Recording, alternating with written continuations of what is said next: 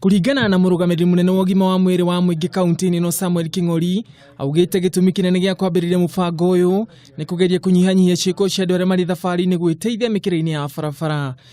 Our Excellency the Governor gave the department 15 million to construct the toilet along the highway so that we can be able to achieve highway sanitation.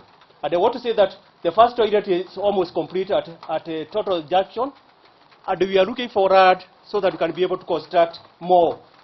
Munini wake Minister wa my kaunti-ini ya Naikuru Festus Ngeno augite giko kiria kirirogotagwo kuma kuri cioro ici kiritumika kiganda-ini kia Salvation gicigo-ini kia mbunge kia Naivasha guthondeka makara maria meritumikaga na ikaria gicigo giki.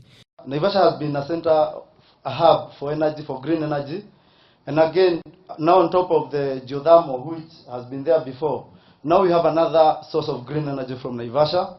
Naivasha has been a hub for tourism. I'm hoping that now CC will have energy tourism. People coming to see this innovation here. Murugamiri munene wa kambuni ino Dickson Chenya ugite mubango ni gutithiriria hari guthaitira maria maturigiceirie guku akiuga muroto ni gutambia utungata uyu kaunti-ini ingi. We have begun conversation about how we can expand these services into Nakuru, and we'll only have a capacity to work with 2 more counties in 2019 outside Nakuru.